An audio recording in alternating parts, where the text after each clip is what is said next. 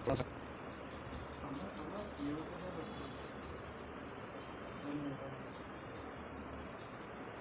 दिसेल बघा कोण कोण आले.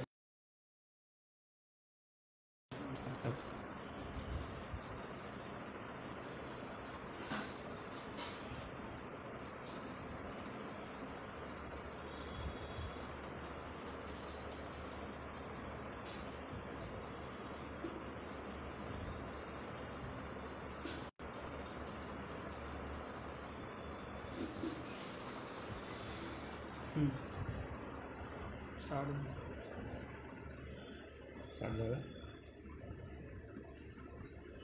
एवढं इथे इथे दिसते किती झालं दिसते. दाखवली सर झाली का नाही.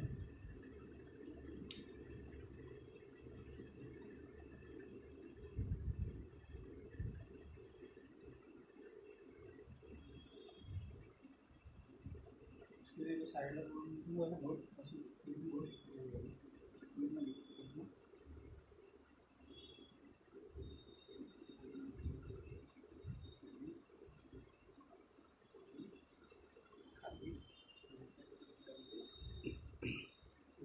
स्टार्ट करा. 2-3 गेला आहे.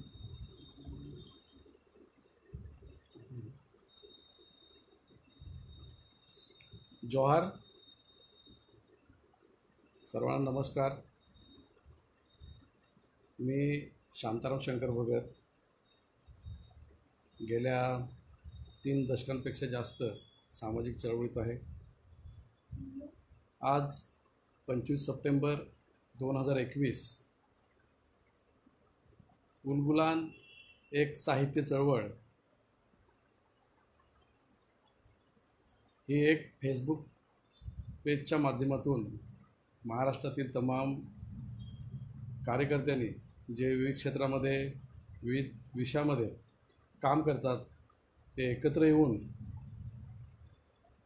समाज प्रबोधनासाठी एक चांगली चळवळ चालू केलेली आहे.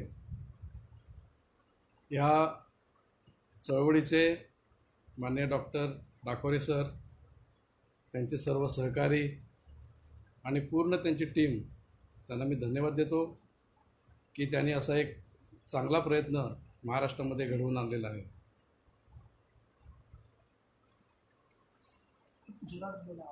खरं तर चळवळ ह्या शब्दाचा अर्थ किंवा शब्दाचा अर्थ असा होतो की प्रस्थापित संबंध आणि संस्था मूल्ये ह्यात बदल घडवून आणण्याच्या हेतूने समर्पण भावनेने चालवलेले सामुदायिक प्रयत्न म्हणजे चळवळ. म्हणून ही एक चांगली चळवळ आहे. ह्या फेसबुक पेजच्या नावामध्ये आयोजकांनी बराच विचार करून चांगली नावं दिलेली आहेत. त्याचं टायटल चांगलं आहे. सुरुवात जी होते ती उलगुलानने. उलगुलान ह्याचा अर्थ सर्व बाजूने किंवा सर्व विषयासाठी एकत्रपणे किंवा सर्वांगीने केलेला उठाव.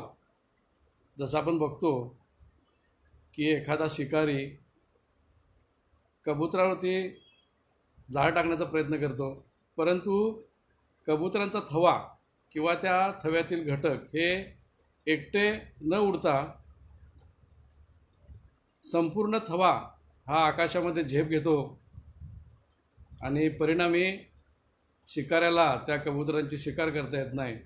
तर अशा पद्धतीने सर्वांगाने, सर्वदृष्टीने, सर्व बाजूने एखाद्या गोष्टीसाठी एकत्र केलेला उठाव म्हणजेच उलगुलान. तर अशा पद्धतीने उलगुलान एक साहित्य चळवळ हे एक आपले विचार ठेवण्यासाठी चांगलं माध्यम आहे. म्हणून ह्या उलगुलान साहित्य चळवळीमध्ये असणारे सगळे घटक, कार्यकर्ते, मेहनत घेणारे सगळे कार्यकर्ते यांना मी सगळ्यांना धन्यवाद देतो. खरं तर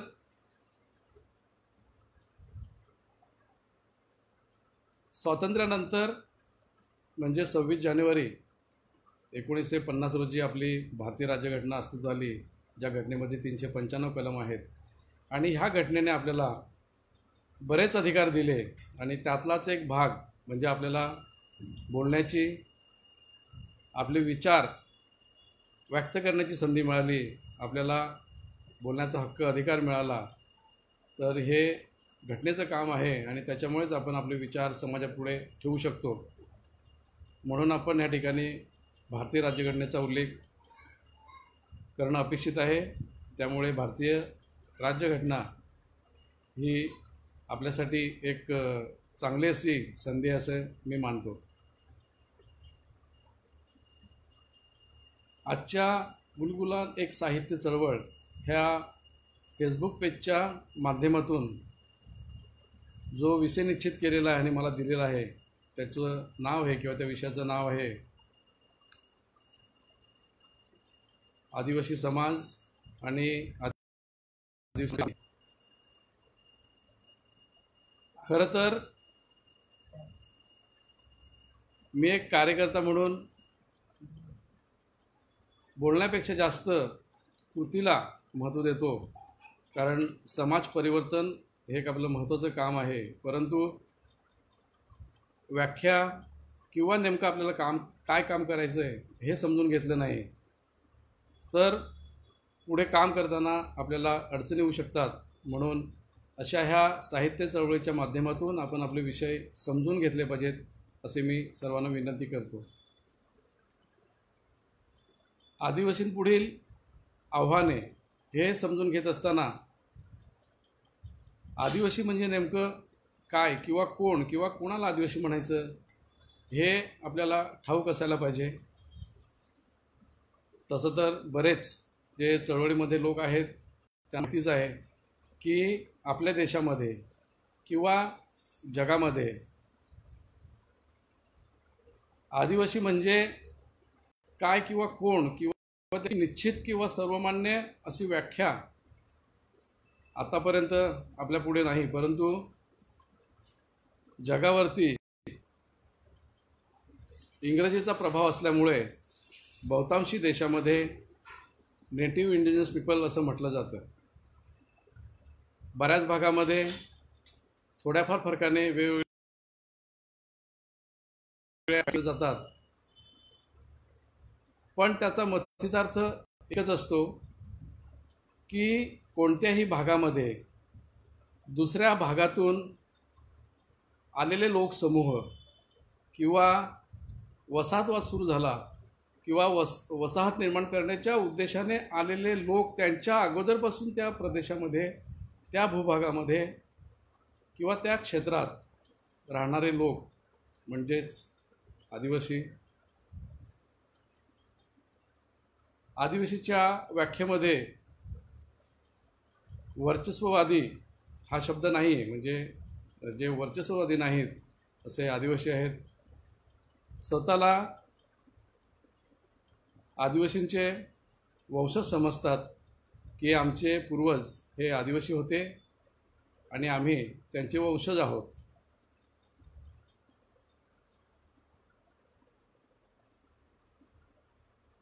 निसर्गाला सर्वश्रेष्ठ मानणारे, निसर्गाची पूजा करणारे अशा लोकसमूहांना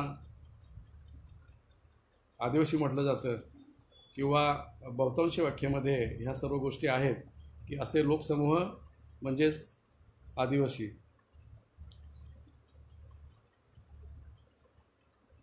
तर अशा पद्धतीने ज्या समाजामध्ये हे सर्व घडत असतं ते लोकसमूह म्हणजेच आदिवासी असं आपण म्हणतो. आणि दुसऱ्या महायुद्धाच्या नंतर जगाच्या शांततेसाठी जी युनायटेड नेशन ऑर्गनायझेशन ही जगाच्या पातळीवरती एक संघटना अस्तित्वात आली, त्या संयुक्त राष्ट्र संघटनेच्या व्याख्येमध्ये सुद्धा हे आपल्याला बघायला मिळतं की अशाच लोकसमूहांना आपण आदिवासी म्हणतो. आज आपण जगाचा विचार केला तर जगाच्या पातळीवरती किंवा संपूर्ण जगामध्ये साधारण 249 देश आहेत. ह्या 249 देशांपैकी 195 देश हे स्वतंत्र आहेत आणि ह्या 195 देशांपैकी 193 देश हे युनायटेड नेशन ऑफ ऑर्गनायझेशनचे मेंबर आहेत. त्यांनी सदस्यत्व घेतलेलं आहे. म्हणजेच आदिवासी आणि त्या दृष्टीने काम करणारे किंवा आदिवासींच्या हक्कासाठी काम करणारी संघटना जी जगाच्या पातळीवरती काम करते, युनायटेड नेशन ऑर्गनायझेशन, याचा आपण थोडाफार विचार केला पाहिजे असं मला ह्या माध्यमातून आपल्याला सुचवायचं आहे. देशाची लोकसंख्या 767 कोटी आहे आणि ह्या 737 कोटीपैकी जवळजवळ 40 कोटी लोकसंख्या, 39 कोटीपेक्षा जास्त लोकसंख्या ही जगामध्ये आदिवासी आहे. आणि म्हणून हा सर्व विचार करत असताना आपल्याला असं वाटता कामा नये की कुठे आपण चिमूटभर किंवा थोड्याशा मूठभर लोकांसाठी काम करतोय किंवा मूठभर लोकांच्या हक्काने अधिकारासाठी लढतोय असं आपल्याला वाटू नये. म्हणून मुद्दाम हे मी तुम्हाला आठवण करून देतो. म्हणजे जगाच्या लोकसंख्येच्या तुलनेने जवळजवळ 5.6%, 5.80च्या आसपास जगाची लोकसंख्या ही आदिवासी आहे. आणि ह्या आदिवासी लोकसंख्येचा विचार करत असताना किंवा खंडांचा विचार करत असताना सगळ्यात जास्त आदिवासी लोकसंख्या ही आशिया खंडामध्ये आहे. आणि आशिया खंडामध्ये आपण भारतात राहतो आणि भारताची आदिवासी लोकसंख्या जवळजवळ 13 कोटीपेक्षा जास्त, म्हणजेच भारताच्या एकूण 135 लोकसंख्येच्या 1/4 किंवा 25%, जगाच्या लोकसंख्येच्या 25% लोकसंख्या ही भारतात राहते. त्याच्यामुळे आपल्याला गाव पातळीपासून तर जगाच्या पातळीवर एक मोठी जबाबदारी पार पाडायची आहे. कारण ह्या 1/4 लोकसंख्येचा आपण हिस्सा आहोत. आणि त्याच्यामुळे अमेरिकेमधले आदिवासी, ज्यांना रेड इंडियन म्हणतात, ते रेड इंडियन जेव्हा जगाच्या पातळीवरती विचार करतात तेव्हा भारतातल्या इंडियन्स असं म्हणतात, म्हणजे मोठा भाऊ अशा पद्धतीने ते भारतातल्या लोकांना उपाधी देतात. तर ह्या सर्व गोष्टीतून मला हेच दर्शवायचं आहे की आपली मोठी जबाबदारी आहे आणि त्या जबाबदारीच्या दृष्टीने आपल्या पूर्वजांनी, शूरवीरांनी कामही केलेलं आहे.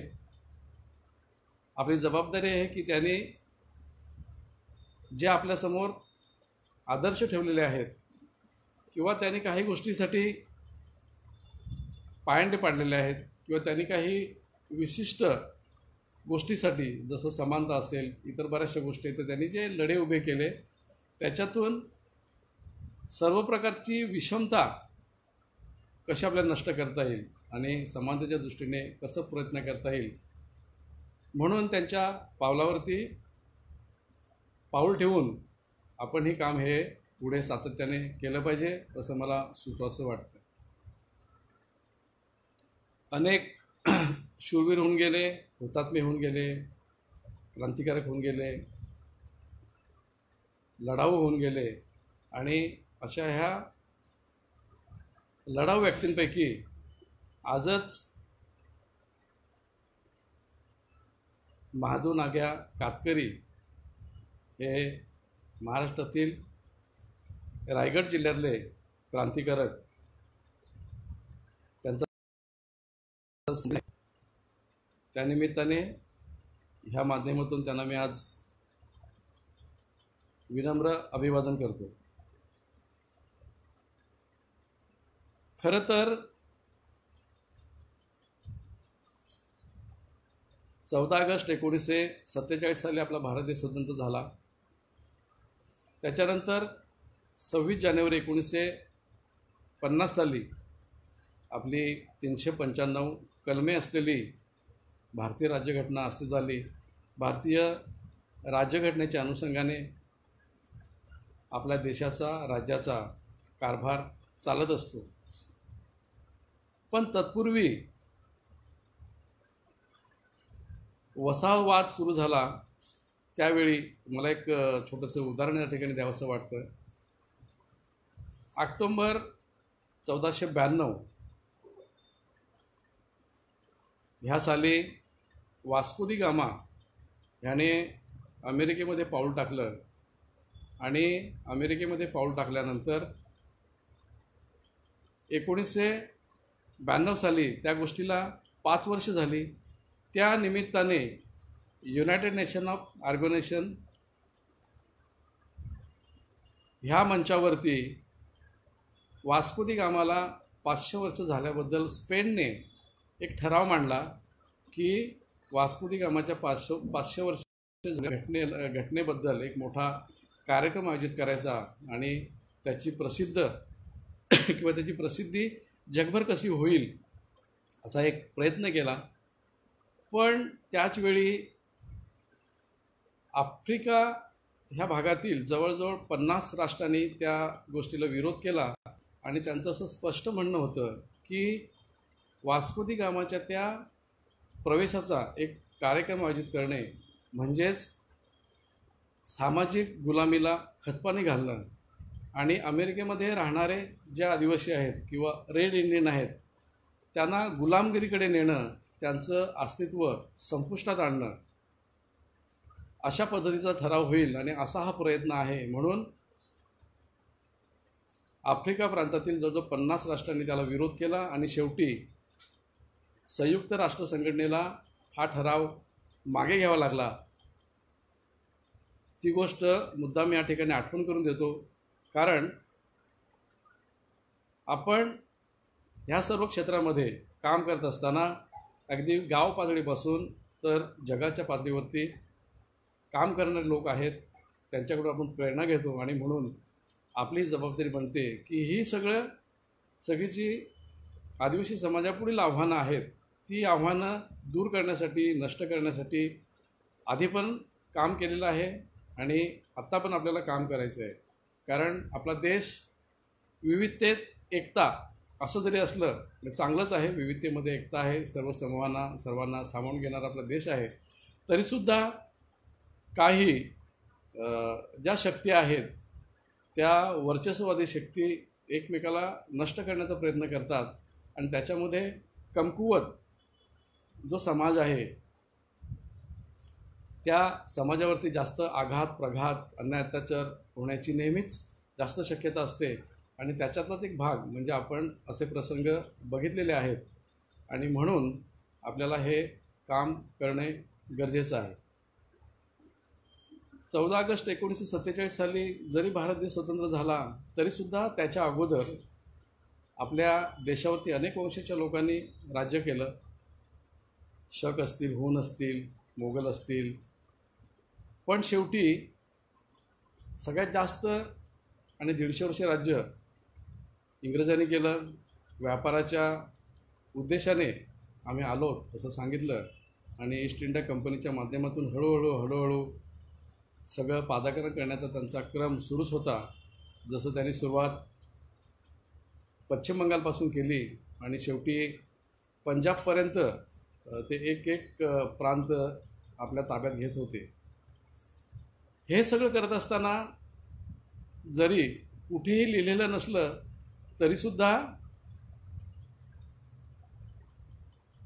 आत्ता आपल्याकडे असे अनेक दस्तऐवज मिळत आहेत किंवा अनेक जसा आपला वार्षिक सिलेबस असतो किंवा अभ्यासक्रम असतो, सामाजिक चळवळीमध्ये काम करणारे लोक, सामाजिक चळवळी लिहून ठेवलेल्या लोक, अशा लोकांचं जे साहित्य आहे ते आपल्याला वाचायला मिळतं की ह्या सर्व इंग्रजांच्या विरुद्ध जी बंड झाली, जे लढे झाले किंवा इंग्रजांमुळे जे लढाया झाल्या त्याच्यामध्ये जास्तीत जास्त योगदान हे आदिवासींचं आहे. पण म्हणतात ना की until the lion learns how to ride, every story will glorify the hunter. म्हणजेच जोपर्यंत वाघ लिहायला शिकत नाही तोपर्यंत शिकारी ही आपलीच बाजू जास्त चमकवण्याचा प्रयत्न करेल. आणि त्याच एक भाग म्हणून आज आपण बघतो आहोत की ज्यांचं योगदान नगण्य असेल तरीसुद्धा त्यांची वाहवा, त्यांच्यावर पुस्तकं, त्यांच्यावर साहित्य हे सगळं आपल्याला बघायला मिळतं. म्हणून आपल्या सुशिक्षित वर्गाने आपला जो इतिहास आहे तो कसा आपल्याला मौखिक स्वरूपातला आहे तो कसा लिहून ठेवता येईल ह्याचा प्रयत्न केला पाहिजे.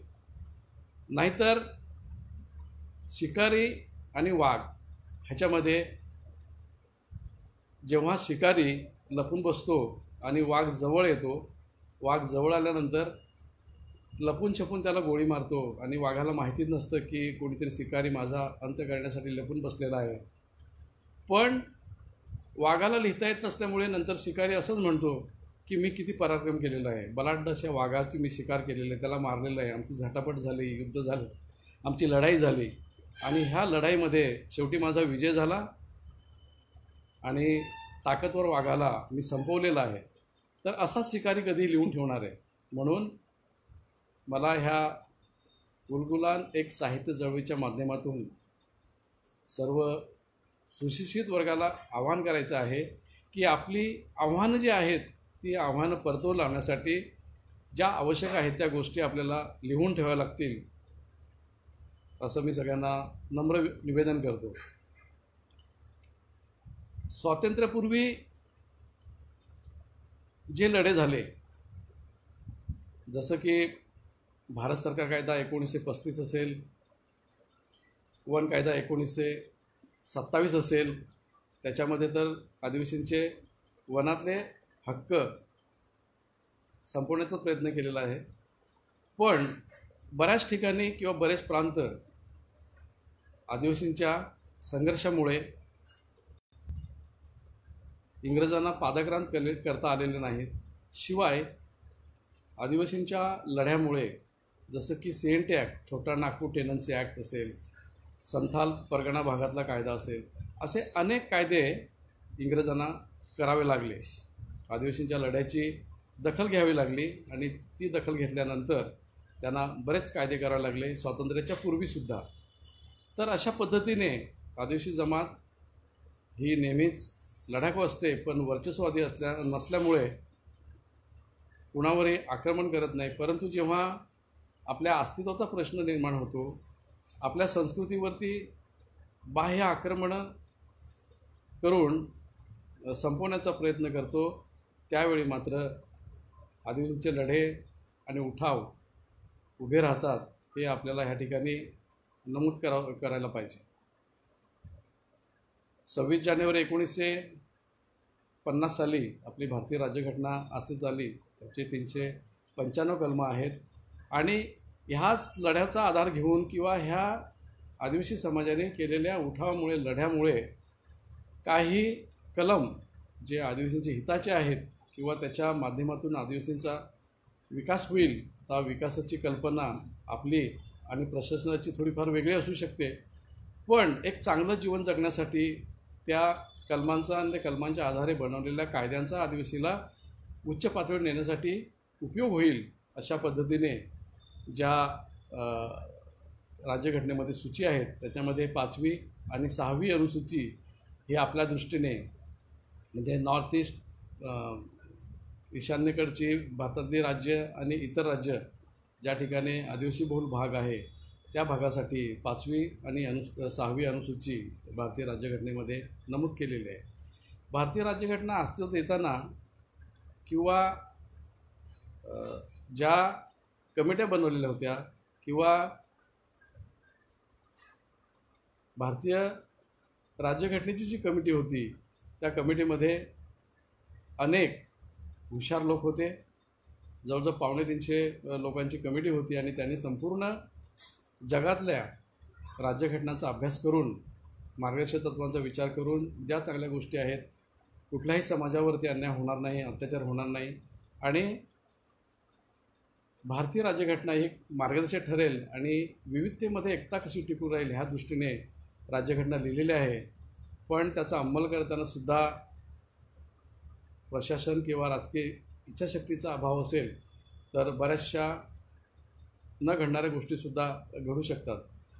जसं भारतीय राज्यघटनेमध्ये आदिवासी समाजासाठी 332, 334, 244, 335, 340 अशी अनेक कलमं टाकली की सर्वांगाने आदिवासींचा विकास करण्यासाठी मध्ये दिलेल्या अधिकारांचा उपयोग होईल असा एक त्यामागचा प्रयत्न होता.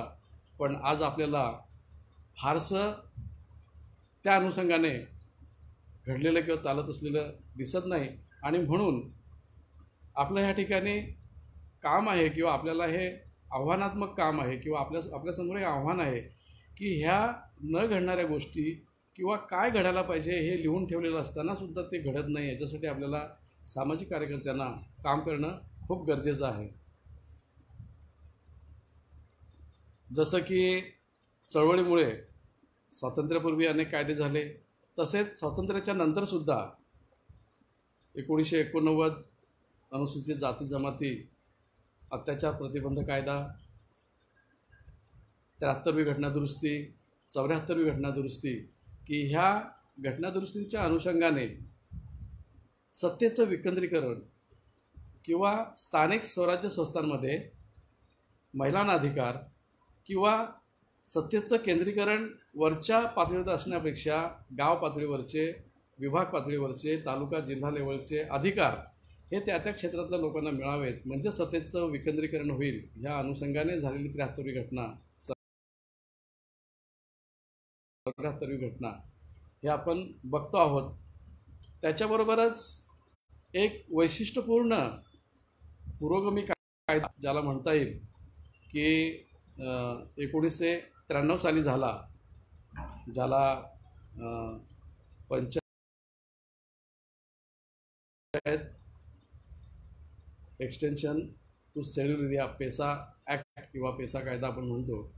खरं तर हा कायदा 6 महिन्यात किंवा 1 वर्षात झालेला नाही, तर त्याच्यामागे देशभरातल्या कार्यकर्त्यांची जवळजवळ 25 ते 30 वर्षाची मेहनत, म्हणजे आंदोलन, चळवळ, रस्त्यावर उतरून हक्क मागण्यांनी त्यांनी केलेला जो लढा आहे त्याचं त्याला यश म्हणता येईल. आणि ह्या सर्व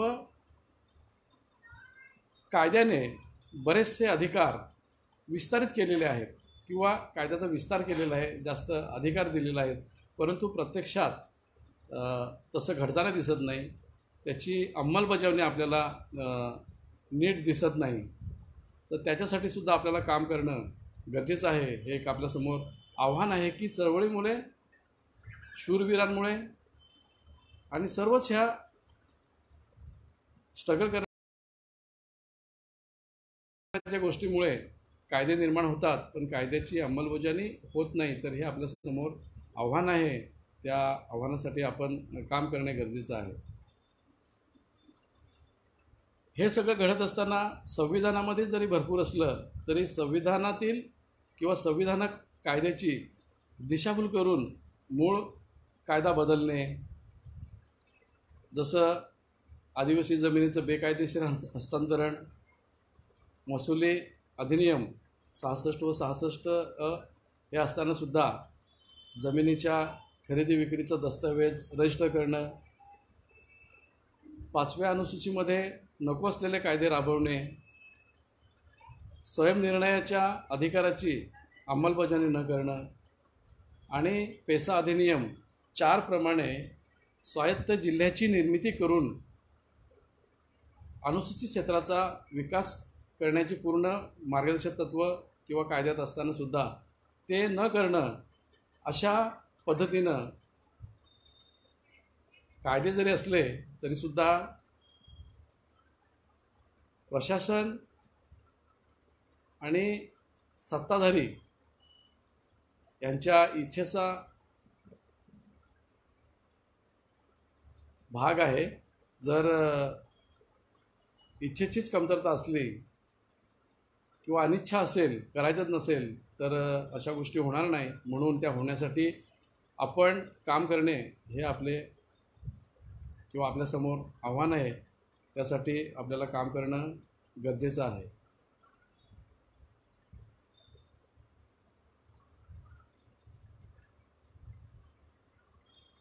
अनेक चळवळी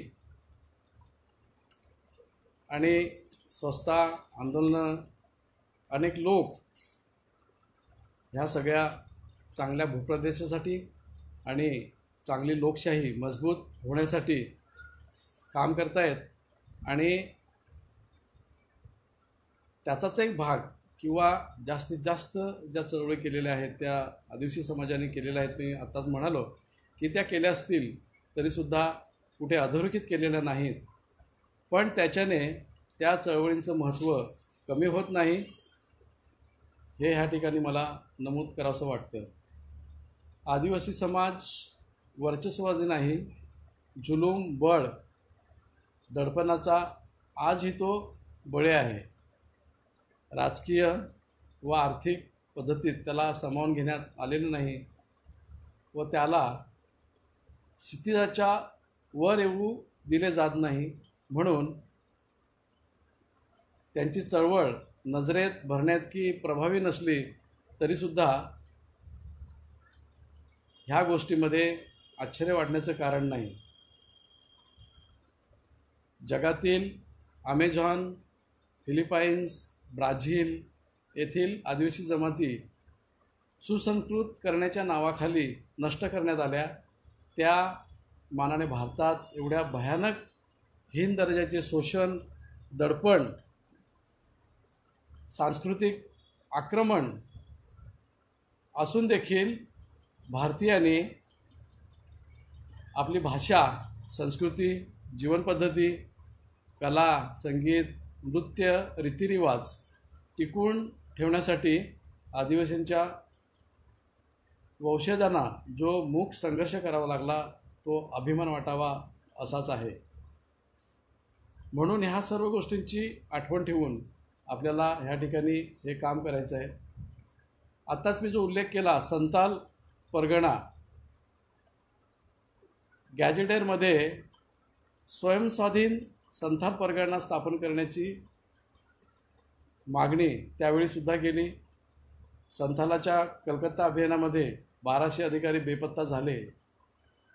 1200 इंग्रज अधिकारी, म्हणजे म्हणतात की आदिवासी लढाकू नाहीत, तर हे त्याचं उत्तर आहे की आदिवासी हा वर्चस्व नाही, कुणावरती हक्क गाजवण्यासाठी चळवळ करत नाही, पण स्वतःच्या अस्तित्वाला ज्यावेळी धोका निर्माण होतो त्यावेळी आदिवासी स्वस्थ बसत नाही. हे सुद्धा ह्या उदाहरणातून आपल्याला दिसून येतं. भागलपूर, चिरकुम येथे 1855 ते 1857 ह्या काळात सर्रास लढे चालले आणि ह्या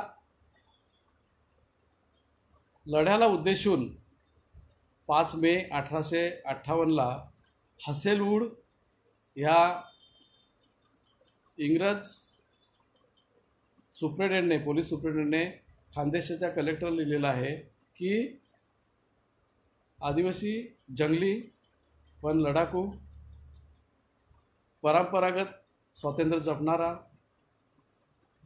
संशयी, रागीट पण उदार आणि माणुसकी असलेल्या ह्या आदिवासी लोकांनी ज्या जी इंग्रज लोकांना ताब्यात घेतले त्यावेळी स्त्रिया व मुलांच्या रक्ताने कधीही आदिवासींचे हात माखले नाहीत असा एक उल्लेख करून ठेवलेला आहे. म्हणजेच विनाकारण किंवा काही सक्षम कारण नसताना कोणतीही कृती आदिवासीकडून घडली जात नाही ह्याचं हे परिपाक आहे. मानवमुक्ती लढ्याच्या संदर्भामध्ये परक्याने व्यक्त केलेले मत आदिवासींची मानवता व नैतिकता स्पष्ट करते, परंतु स्वातंत्र्योत्तर काळात शोषित, वंचित, उपेक्षित ठरलेला आदिवासी अस्मितेचा शोध घेऊ लागला. आपली फसवणूक होते असे त्यास वाटून इतिहासामध्ये घुसून पुन्हा प्रेरणा घेण्याचा शोध घेऊ लागला. म्हणजे आत्ताच मी उल्लेख केला की भारत स्वतंत्र झाला, त्याच्यामध्ये अनेक कायदे झाले, आदिवासींचे कायदे झाले, पण कुठेतरी त्यांना पुन्हा वाटायला लागलं की जसं आहे तसं कुठेही घडताना दिसत नाही. म्हणून पुन्हा आंदोलन करण्याला आपल्या शूरवीरांचा शोध घेण्याचं काम आदिवासी चळवळी करू लागल्या. धुळे जिल्ह्यामध्ये गुलाब महाराज, रामदास महाराज यांनी केलेल्या जागतिक व संघटित प्रयत्नातून विशुद्ध क्रांतीचा प्रयत्न केला. त्या प्रयत्नातून उभ्या राहिलेल्या चळवळीने आजही सातपुडा परिसरातील आदिवासी भारावलेला आहे. पूर्वीचा बिहार, आताचा झारखंड, ह्या राज्यामध्ये आपल्याला सर्वांना परिचितच आहे की बिरसा मुंडा यांनी केलेली कायदेभंगाची सशस्त्र लढ्याची चळवळ, शोषणमुक्त समाज उभा करण्यासाठी केलेली चळवळ, ह्याबद्दल आदिवासींना अभिमान व आक्षेप आहे. तर त्यात नवल कुठले? स्वातंत्र्याच्या काळात नाशिक, नगर, धुळे ह्या जिल्ह्यातून दादासाहेब संधाणे यांनी आदिवासींच्या अस्मितेला जागृत केले व जगण्याच्या हक्कासाठी लढायला शिकवले. तसेच अमरसिंग महाराज यांनी सामाजिक न्यायासाठी उभी केलेली चळवळ आज थंडावलेली दिसत असली तरी निखारे मात्र तसेच आहेत. म्हणून आजसुद्धा ह्या चळवळीची त्यावेळची आठवण येते आणि जिवंतपणा आजसुद्धा आपल्याला त्या ठिकाणी बघायला मिळतो. तर असे अनेक लढे धुळे जिल्ह्यातून श्रमिक संघटना, ग्रामस्वराज्य समिती, मजूर संघर्ष वाहिनी अशा अनेक प्रकारच्या संघटना आपल्या राज्यामध्ये आणि देशामध्ये काम करतात. आदिवासी कार्यकर्ते जागृत व सतर्क झाले असून त्यांचा आत्मविश्वास वाढला आहे. स्वातंत्र्यानंतरच्या बहुतेक चळवळी ह्या जल, जंगल, जमीन, मजुरी ह्या गोष्टीसाठी झालेल्या आहेत. तर त्याचा आपण विचार केला पाहिजे. परंतु आदिवासींचे आर्थिक प्रश्न हे सांस्कृतिक व सामाजिक वर्चस्वातून निर्माण झालेले आहेत असे कार्यकर्त्यांनाही ठामपणे वाटू लागलेले आहे. समानता हे आदिवासींच्या अस्मितेचे महत्त्वाचे अंग आहे व त्यासाठी हे सर्व जिवंत वास्तव ते आपल्याला टिकून ठेवणं आपल्यापुढे आव्हान आहे. आणि त्यासाठी मी आवाहन करतो की सर्व कार्यकर्त्यांनी त्या दृष्टीने, त्या दिशेने काम केलं पाहिजे. आपण करतोच आहोत, पण ते एकसंघपणे आपल्याला काम करावं लागेल, त्याचं नियोजन करावं लागेल असं मला ह्या उलगुलान एक साहित्य चळवळीच्या माध्यमातून आपल्यासमोर विशद करायचं आहे.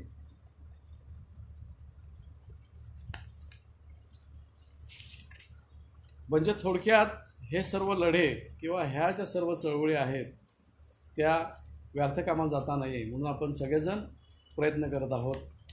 आदिवासी ह्या शब्दाबद्दल इतरांना आस्था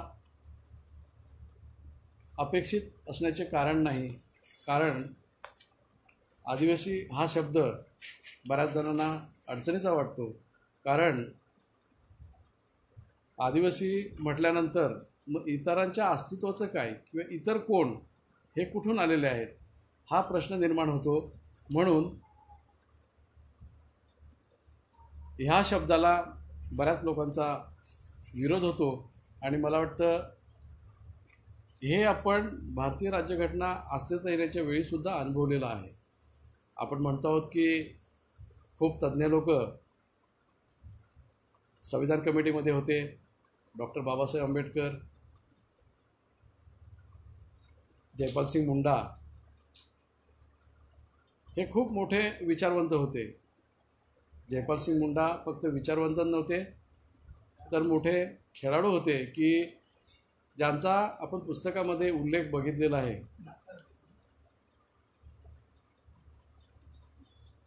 हॉकीचे शिल्पकार ध्यानचंद, तर ह्या ध्यानचंदनी सुद्धा जयपालसिंग मुंडा यांच्या नेतृत्वाखाली काम केलेलं आहे आणि भारताला पहिलं सुवर्णपदक मिळवून देण्याचं काम केलेलं आहे.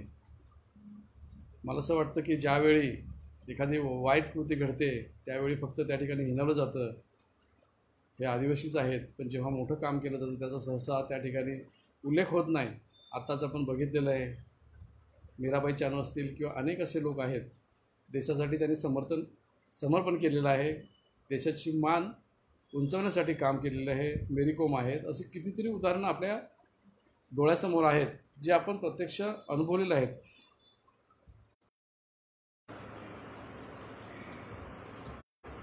तर अशाच ह्या थोर लढाकू माणसांमधले एक थोर विचारवंत जयपाल सिंग मुंडा यांनी भारतीय राज्यघटना अस्तित्वात येताना आग्रह धरला होता की भारतीय राज्यघटनेमध्ये आदिवासींना आदिवासीच म्हटलं पाहिजे, आदिवासीच उल्लेख केला पाहिजे. पण बहुतांशी लोकांनी त्याला विरोध केला आणि त्यांची मागणी मान्य झाली नसली तरी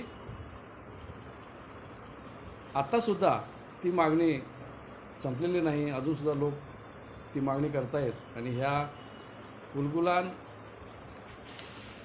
एक साहित्य चळवळीच्या माध्यमातून आपल्या सर्वांच्या वतीने मी सुद्धा ती मागणी करतो की अशा प्रकारचा उल्लेख भारतीय राज्यघटनेमध्ये झाला पाहिजे. पण भारतीय राज्यघटना असं देताना त्यावेळी असा उल्लेख न करता अनुसूचित जमाती किंवा शेड्यूल ट्राईब ST कलम 244 एक अंतर्गत ह्या सगळ्या जमाती ज्या आज भारतामध्ये साधारण 925 जमाती 925च्या आसपास आहेत आणि महाराष्ट्रामध्ये 45 जमाती आहेत ज्या अगोदर 47 होत्या. तर अशा प्रकारची प्रत्येक राज्याची अनुसूची बनवली जाते. अशा प्रकारची अनुसूची बनवलेली जाते कलम 244च्या अंतर्गत. तर अशा अनुसूचीमध्ये ST असं नाव देण्याऐवजी त्या ठिकाणी आदिवासींना आदिवासी असा उल्लेख झाला पाहिजे.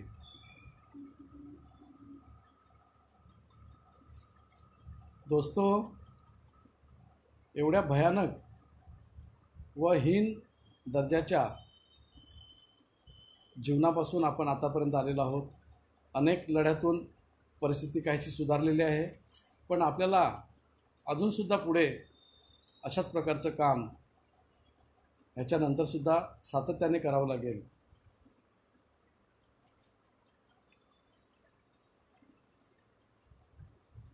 याच काळामध्ये मालदा, हुबळी, वासिम बाजार, कलकत्ता ह्या भागामध्ये माझी, मुंडा, बागदी, खेरा व सेहबूम या भागामध्ये मुंडा आंदोलनाने आदिवासी बांधवांनी मोगल, इंग्रज, जमीनदार या सर्वांची जुलूम जबरदस्ती उखडून लावली, फेकून दिली आणि अशा ह्या चळवळीचं नेतृत्व करणारे बिरसा मुंडा आपल्याला सगळ्यांना माहितीच आहे की 25व्या वयापर्यंत त्यांनी काय पराक्रम केलेला आहे. बिरसा मुंडा यांनी राजनैतिक आंदोलन चालवून आदिवासींचे परंपरागत अधिकार व संस्कृतीवरील आक्रमण ह्याविरुद्ध संघर्ष पुकारला. 1895मध्ये शेतसारा न भरण्याचे कायदेभंगाचे आवाहन समाजाला केले. त्यावेळी त्यांना 20 वर्षाची शिक्षा झाली. 1897मध्ये त्यांना लगेच सोडावे लागले जेलमधून. पण जेलमधून बाहेर आल्यानंतर 1899ला परत त्यांनी सशस्त्र संघटित संघर्ष सुरू केला आणि त्याच्यानंतर 3 फेब्रुवारी 1900ला त्यांना पुन्हा अटक झाली व 9 जून 1900मध्ये बिरसा मुंडा यांचा संशयास्पद मृत्यू आपण पुस्तकामध्ये वाचतो आहोत.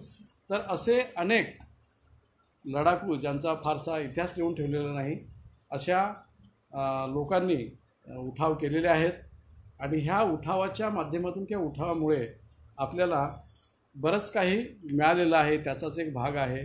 त्याच्या आंदोलनाची परिणती किंवा परिपाक म्हणून आपण आज सगळे कायद्याच्या माध्यमातून स्वातंत्र्य किंवा काही गोष्टी उपभोगतो आहोत.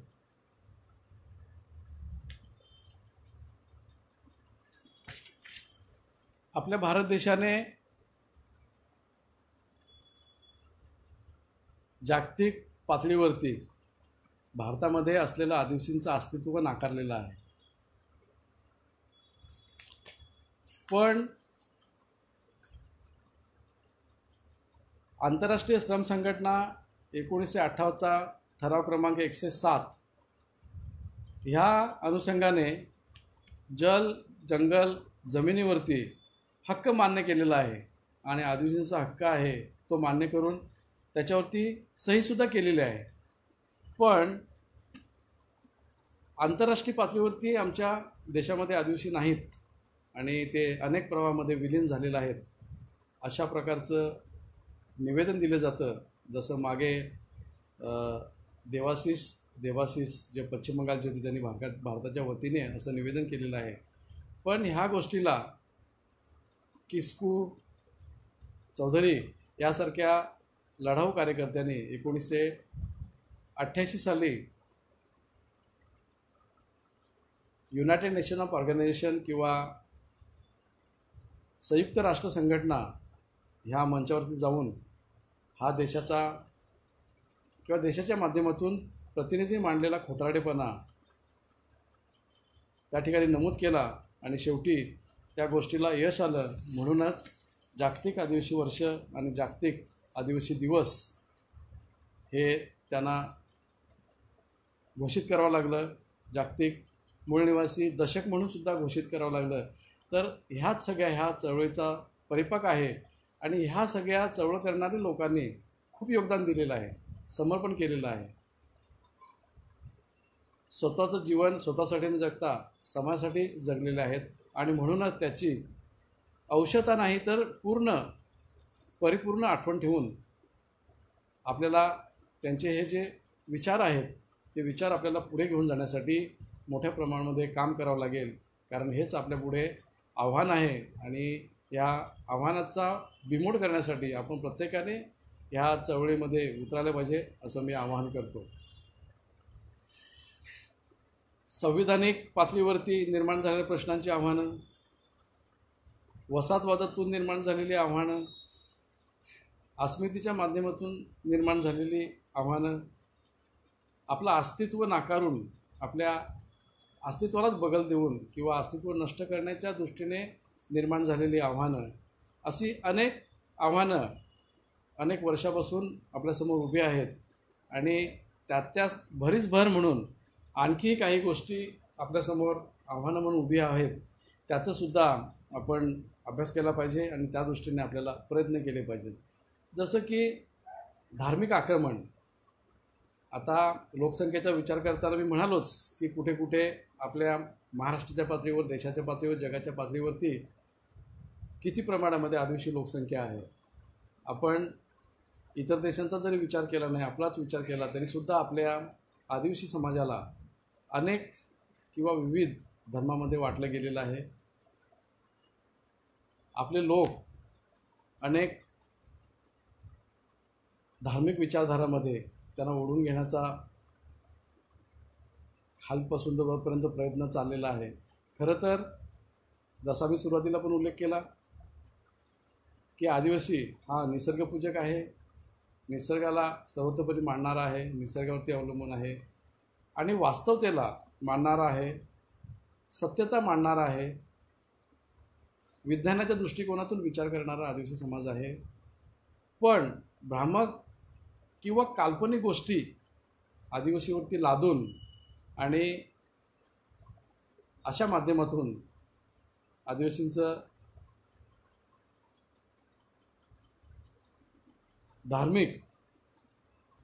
धार्मिकीकरण करून धर्माच्या नावाने किंवा धर्माच्या माध्यमातून एकसंघ आदिवासी विभागला गेलेला आहे.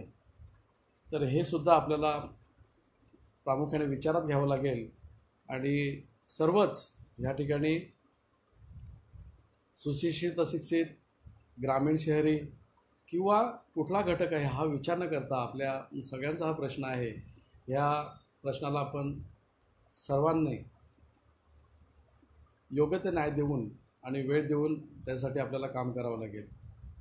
आदिवासींचा सांस्कृतिक ठेवा हा आपल्याला माहितीच आहे की आदिवासींची परंपरा किंवा सांस्कृतिक ठेवण ही जगाच्या पातळीवरती श्रेष्ठ आहे आणि आदिवासी नेहमीच निसर्गाचा समतोल राखण्याचा प्रयत्न करतो.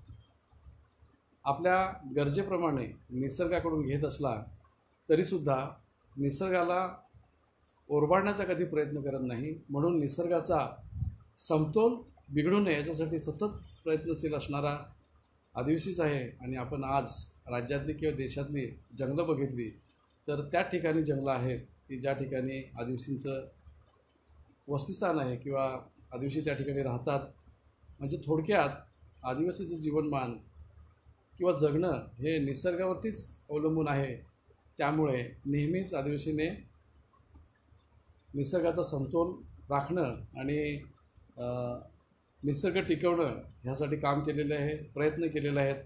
आत्ताच आपल्या भारताच्या मला वाटतं छत्तीसगड ह्या राज्यातून पर्यावरणाचे धडे देण्यासाठी एका मुलीला युनायटेड नॅशनल ऑर्गनायझेशन किंवा संयुक्त राष्ट्र संघटनेमध्ये निमंत्रित केलेलं आहे. ती जगातल्या अनेक देशांना पर्यावरणाचे धडे देणार आहे. याचा अर्थ काय की पर्यावरणाचं महत्त्व, पर्यावरण कसं टिकवावं हे ती जाणते आहे, म्हणूनच तिला निमंत्रित केलेलं आहे. नाहीतर आपण बघता आहोत की जगाच्या काही देशांमध्ये बिघडलेलं पर्यावरण, प्रदूषण हे आपण सगळ्यांनी अनुभवलेलं आहे. आणि त्याच्यासाठी कठोर उपाय करण्याची आज फक्त आपल्या देशाला नाही तर जगाला गरज आहे. पण हे करत असताना खूप आधी किंवा सुरुवातीलाच आदिवासी समाज हे जाणतो आहे की भोगवादी संस्कृती जर आपण स्वीकारली, फक्त उपभोग घेण्याचा जर आपण विचार केला तर असे प्रसंग आपल्यावरती येणार आहेत. आणि म्हणून ज्या राष्ट्रांना आपण विकसित समजतो, युरोप खंडातली जी विशेषतः राष्ट्र आहेत, तर त्या सर्व युरोप खंडातल्या जीवनशैलीचा, त्या माणसांच्या जीवनशैलीचा आपण जर विचार केला तर त्यांची जीवनशैली ही निसर्गाला हानिकारकच आहे. आणि म्हणून जगातल्या काही संस्थांनी जे निरीक्षण केलेले आहे, सर्वे केलेले आहेत, त्यांच्यामध्ये त्यांनी अधोरेखित केलेलं आहे किंवा अशी काही मार्गदर्शक तत्त्वे घातलेली आहेत की जर पर्यावरण किंवा पर्यावरणाचा समतोल राखायचा असेल तर आदिवासींकडून खूप शिकण्यासारखं आहे. आणि त्यांना जे ज्ञान आहे ते ज्ञान किंवा ज्ञानाचा वापर करून त्यांच्यामधले असलेली जीवनशैलीचा अंगीकार आपल्याला करावा लागेल, तर निसर्गाचा आणि ह्या पृथ्वीचा नाश होणार नाही अशा पद्धतीची नोंद ह्या अहवालांमध्ये केलेली आहे. तर त्याचा आपल्याला सार्थ अभिमान आहे. केवळ आदिवासीच नाही तर सर्वांनीच तो विचार करावा. आणि आपण हे अधोरेखित केलं पाहिजे की निसर्ग, पृथ्वी हे सगळं टिकलं तरच आपण टिकणार आहोत.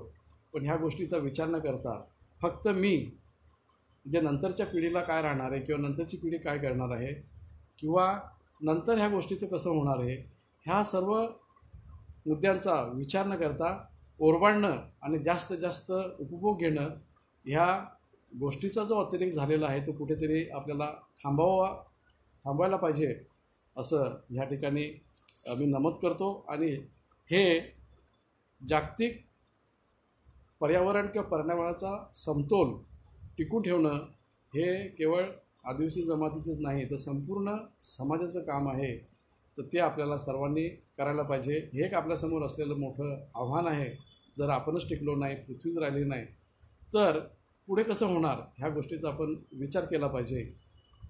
आणि जगाच्या पातळीवरती युनायटेड नॅशन ऑर्गनायझेशन किंवा मोठ्या लेवलला तर हा विचार होतोच, पण आपण प्रत्येकाने तो विचार केला तर हे मोठं काम सोपं होईल असं मला ह्या ठिकाणीशी नमूद करावंसं वाटतं. आपल्यापुढे अजून एक आव्हान असं आहे की शिक्षणाचं प्रमाण अत्यल्प आहे, खूप कमी आहे असं मला ह्या ठिकाणी नमूद करावंसं वाटतं. त्या ठिकाणी आपण सर्वांनी शिक्षण वाढीसाठी प्रयत्न केले पाहिजेत. समाजाची सुधारणा ही शिक्षणाच्या प्रमाणावरून ठरवली जाते. आणि 1961 साली इतर समाजाची शिक्षणाची किंवा सुशिक्षितपणाची टक्केवारी बघितली तर पुरुषांमध्ये 43%, स्त्रियांमध्ये 30% अशी होती. आणि आदिवासी समाजामध्ये 12% पुरुषांमध्ये आणि स्त्रियांमध्ये 60%.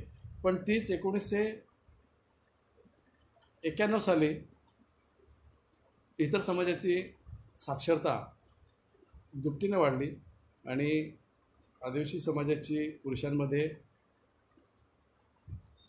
4 पटीने वाढली आणि स्त्रियांची पण 4 पटीने वाढली. म्हणजे 12%ची 49% आणि 7%ची 37%. ह्या ठिकाणी आपल्याला एक प्रश्न पडेल की ह्या 30 वर्षाच्या काळामध्ये आदिवासींची साक्षरता एवढ्या मोठ्या प्रमाणामध्ये कशी काय वाढली. तर ह्याचं कारण असं आहे की आपल्यासमोर एक गेल्या 40 वर्षामध्ये म्हणजे साधारण मला वाटतं 1976 पासून एक मोठा प्रश्न उभा राहिलेला आहे, एक मोठं आव्हान उभं राहिलेलं आहे की राज्यघटनेच्या यादीप्रमाणे आपल्या राज्यांमध्ये ज्या अनुसूचीमध्ये जमाती टाकल्या जातात त्याच्या व्यतिरिक्त जे आदिवासी नाहीत पण ते आपल्यामध्ये येण्याचा प्रयत्न करतात किंवा आदिवासीमध्ये येण्याचा प्रयत्न करायला जास्त सवलत. 1961ची साक्षरता 1991 साली एवढी 4-4.5 पटीने कशी काय वाढली. तर जे आदिवासी नाहीत ते आदिवासीमध्ये खोटे प्रमाणपत्र मिळवून सामील झाले आणि त्याच्यामुळे ही एवढी आपल्याला साक्षरता दिसते. पण आपल्याला अजूनसुद्धा ह्या साक्षरतेच्या बाबतीमध्ये चिंताजनकच बाब आहे. म्हणून आपल्याला सर्वांना प्रयत्न करावा लागेल की साक्षरता वाढवणं. जरी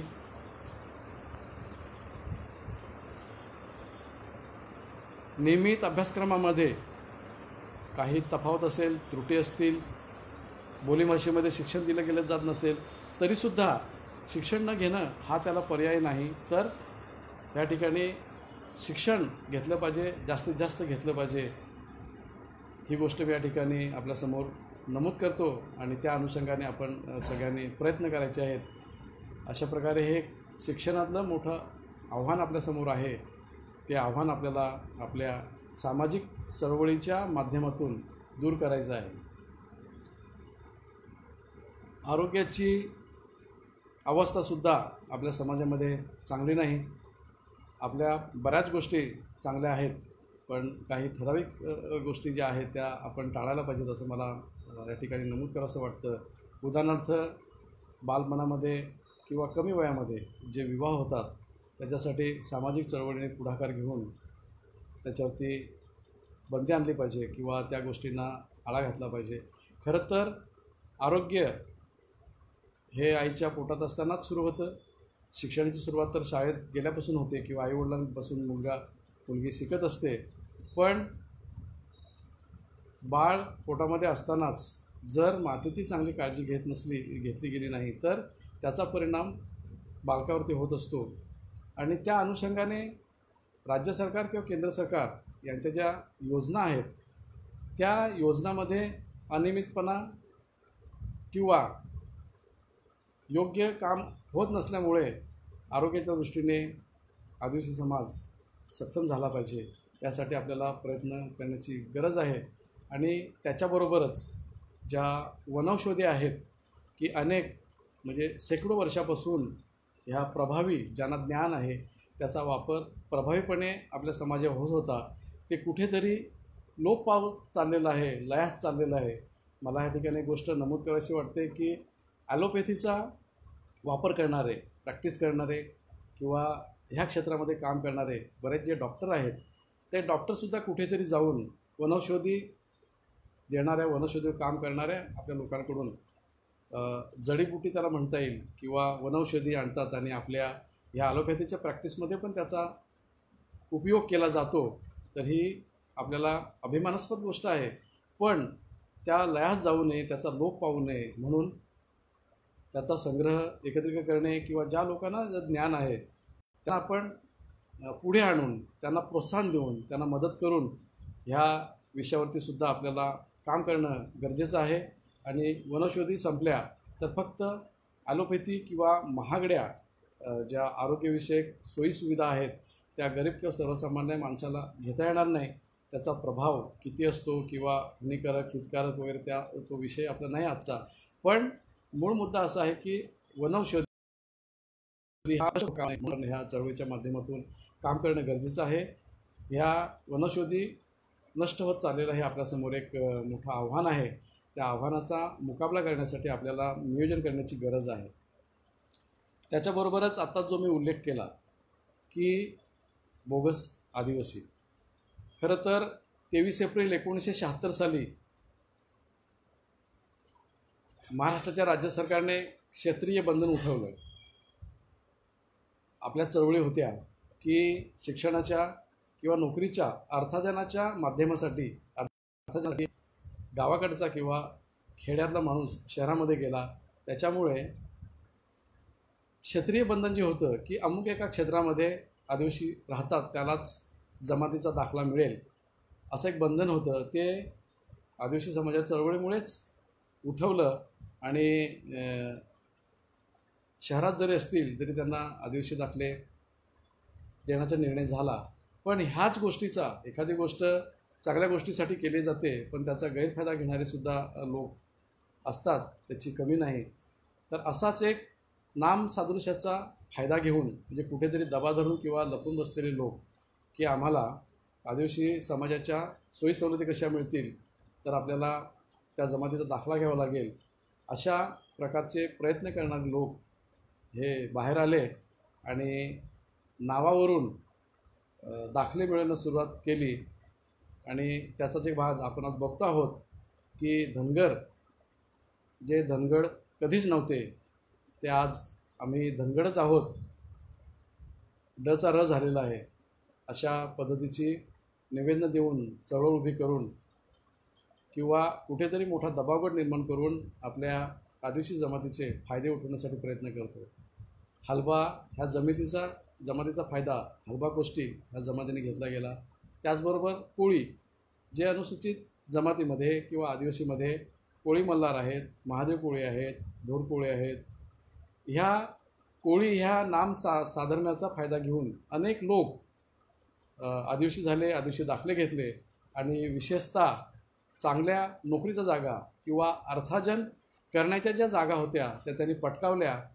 आणि त्याचाच परिणाम असा झाला की भारतीय राज्यघटनेच्या अनुषंगाने जे कायदे बनवले गेले, रोजगाराच्या निर्मितीसाठी किंवा आदिवासींना रोजगार नोकरी देण्याच्या उद्देशाने जे कायदे बनवले गेले, त्या ठिकाणी जे खरी असे आदिवासी नाहीत त्यांनीच त्याचा फायदा घेतला आणि परिणामी आपली बेरोजगारी वाढत गेली, बेरोजगारी वाढली. तर ह्या गोष्टीचा मुकाबलासुद्धा, ह्या आव्हानाचा मुकाबला आपल्याला एकत्र करावा लागेल. आपण करतच आहोत, सगळीकडे चळवळी चालू आहेत. पण ह्या उलगुलान ही एक साहित्य चळवळ आहे, ज्या माध्यमातून मी सर्वांना विनंती करतो, नम्र निवेदन करतो की आपण सांघिक पद्धतीने, सामुदायिक पद्धतीने सर्व एकत्र येऊन ह्या गोष्टीचा चांगल्या प्रकारे मुकाबला करूया. हे करणं म्हणजेच कोणावरती अन्याय अत्याचार करणं नाही किंवा वर्चस्ववाद नाही, तर जे आमचं आहे ते आम्हाला मिळालं पाहिजे. त्या गोष्टीसाठी आपण सगळ्यांनी प्रयत्न करणं गरजेचं आहे. त्याच्याबरोबरच आपल्यासमोर एक मोठं आव्हान आहे की प्रकल्प विस्थापन. केंद्र आणि राज्य सरकारचे जे मोठे प्रकल्प असतात त्या प्रकल्पाच्या निमित्ताने, कारण प्रकल्प करताना जास्त जमीन, सुपीक जमीन किंवा खनिज संपत्ती, नॅचरल रिसोर्सेस किंवा नैसर्गिक साधनसंपत्ती ही आदिवासी आहेत त्याच भागामध्ये आहे, हे कुणीही मान्य करेल आपल्या सर्व देशातल्या सगळ्या भूप्रदेशामध्ये. म्हणून त्या ठिकाणी प्रकल्प उभे करताना त्या ठिकाणच्या आदिवासी समाजाला विस्थापित केलं जातं, त्यांना आश्वासन दिलं जातं पुनर्वसनाचं, पण पुनर्वसनसुद्धा होत नाही. आणि जे प्रकल्प उभे केले जातात त्या प्रकल्पाचा आदिवासी समाजाला किती उपयोग होतो, किती फायदा होतो, किती रोजगार मिळतो हे आपल्याला माहितीच आहे, ते तर नगण्यच आहे. पण त्या ठिकाणाहून आदिवासींचं विस्थापन मात्र नक्की होतं. तर हे विस्थापन आणि त्याच्याबरोबरच जमिनीचे बेकायदेशीरपणे होणारे हस्तांतरण, अनेक कायदे आहेत, त्या कायद्यांच्या पळवाटा लक्षात घेऊन अनेक लोक ह्या माध्यमातून आदिवासींच्या जमिनीचे हस्तांतरण करून आदिवासी जास्तीत जास्त बेरोजगार होतो. त्यासाठी आपल्याला काम करणं गरजेचं आहे.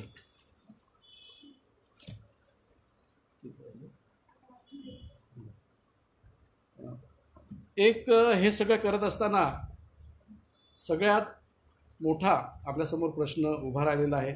सुरुवातीला मी उल्लेख केलाच की भारतीय राज्यघटनेच्या 330 आणि 332, 334, 340, 244 या कलमामध्ये आपल्याला विशेष अधिकार दिलेले आहेत.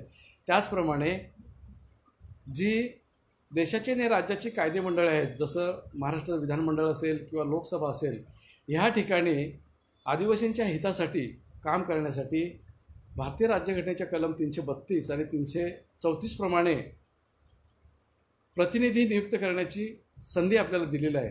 पण आपण आज बघतो आहोत की सर्व पक्षांचे जे प्रमुख असतात ते फक्त त्या पक्षाचा अजेंडा राबवण्याचं काम करतात आणि त्याच्यामुळे जरी आपल्याला कायदे बनवण्याच्या हाऊसमध्ये प्रतिनिधित्व दिलेलं असलं तरीसुद्धा आदिवासींचं काम होत नाही.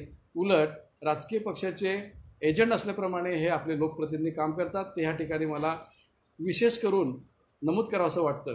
कारण आज महाराष्ट्राचा विचार केला तर महाराष्ट्राच्या विधानसभेमध्ये 25 आमदार आहेत, पण आज नोकर भरती असेल, पेसा अंतर्गत भरती असेल किंवा आमच्या अधिकारासाठी जेव्हा बोलण्याची वेळ येते त्यावेळी आपले लोकप्रतिनिधी काय भूमिका घेतात हे आपण जाणतो आहोत. त्याचा जास्त उल्लेख करणं योग्य नाही, कारण आपल्याला माहितीच आहे. आज लोकसभेमध्ये 47 प्रतिनिधी हे संपूर्ण भारत देशातून निवडले जातात. 2008 साली जी लोकसभेची पुनर्रचना झाली किंवा लोकसभेच्या मतदारसंघाची जी पुनर्रचना झाली त्याच्याप्रमाणे अगोदर 41 प्रतिनिधींना प्रतिनिधित्व दिलं जात होतं. 41 आदिवासींचे खासदार लोकसभेमध्ये निवडून जात होते. आता ते 2008च्या नंतर 47 प्रतिनिधी निवडून जातात. त्याचप्रमाणे आपले बांधव अनुसूचित जाती किंवा दलित समाजातून पूर्वी 79 मेंबर ऑफ पार्लमेंट मध्ये निवडून जायचे, ते 2008च्या नंतर 84 खासदार किंवा लोकप्रतिनिधी निवडून झाले जातात. परंतु ह्या सर्व गोष्टींचा विचार केल्यानंतर आपल्या लक्षात येतं की ज्यांच्यावरती हे काम करण्याची जबाबदारी सोपवलेली आहे किंवा जे प्रश्न सोडवण्याची जबाबदारी ज्यांच्यावरती सोपवलेली आहे त्यांच्याकडूनच अपेक्षित काम होत नाही. म्हणून आमचेच लोकप्रतिनिधी आमच्यासाठी काम करण्याऐवजी इतरांसाठीच काम करतात की काय, असं ह्या ठिकाणी नमूद करावंसं वाटतं. मला असं वाटतं की सामाजिक चळवळ आणि समाजाची एकता हे सगळ्यात श्रेष्ठ आहे. म्हणून मी सगळ्यांना आवाहन करतो, नम्र निवेदन करतो की सर्व छोट्या मोठ्या ज्या संघटना आहेत त्यांनी त्यांचं अस्तित्व आहे ते टिकून ठेवावं.